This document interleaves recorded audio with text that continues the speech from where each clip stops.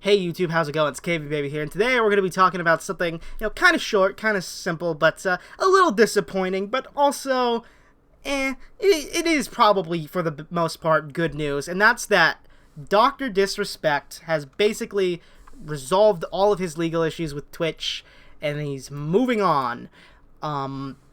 Here's basically the PR speak thing. I have resolved my legal dispute with Twitch. No party admits to any wrongdoing. Yeah, maybe I have a difference of opinion, but when a company apparently and allegedly bans you without any warning or any reason given when you have a contract, that sounds like a pretty big wrongdoing in my opinion. I could be, in the minority of people here, but I'm pretty sure most people would say that that's something that you'd want to avoid. Something that shouldn't happen even. So, of course, naturally, this is obviously PR speak. What really happened is that Dr. Disrespect got, a fuck ton of, money from Twitch most likely, right? Let's be real. He probably got paid out maybe $1 million. Probably not, maybe a couple million, but definitely not more than 10 million, that's for certain. Because Twitch has got that Amazon money, you gotta remember, right? Also, I should probably include this. In response to all your questions, the doc will not return to Twitch.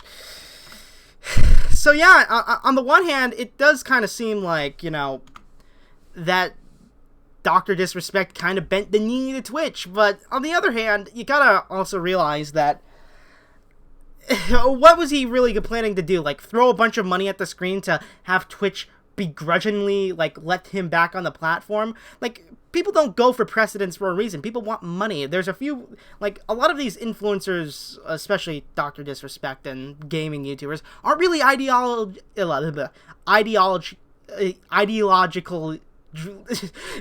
driven by ideology. Why does anybody, I almost said, why do people listen to me?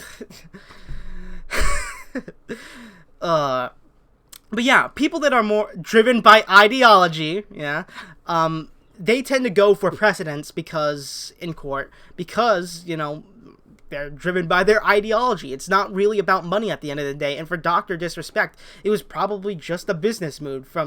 So in that sense, the doc getting a couple $1 million, or at the very least $1 million, that's a pretty good deal, honestly. Most people would be glad to get $100,000. Getting $1 million or $2 or $3, it's a pretty good deal, right? I am concerned though for the future, because this was a pretty big opportunity missed. I do think social media sites need to give you a reason for why you're banned.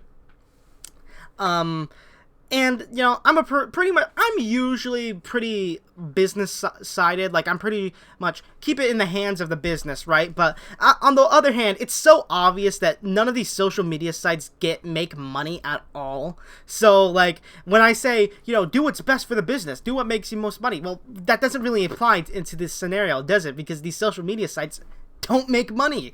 So, my business-minded, brain, I guess, kind of just, it short circuits. I don't know what else to say. So for Doc, for a business decision, makes sense. For the future, the platforms, it kind of sucks, because again, I would prefer, if I were to ever be banned on YouTube or Twitch or Twitter, to know why that is. And I think you would probably, if you were in this position that Dr. Disrespect was in, you'd want to know why too. And let's be honest, Dr. Disrespect probably knows why he was banned, right? I'm not exactly sure what it could be. It's probably the common explanation that we hear is Doc kind of swindled Twitch. He was basically YouTube's giving me lots of good offers, and Mixer, or I think it was definitely Mixer. Yeah, it was Mixer. Mixer's giving me a lot of good options to, stream on their platform. Then Mixer went bankrupt, and Twitch was like, oh, he was conning us. Well, we're terminating his contract. It is really a frustrating situation from an outsider looking in, mostly because, dude, I think, most people want to know why people are banned, especially when you consider what happened to Leafy is here. Leafy was we think we know what happened to we think we know what happened to lead to why Leafy was banned, right? But we don't know exactly what happened. He uploaded a bunch of videos with Pokimane in the title and thumbnail.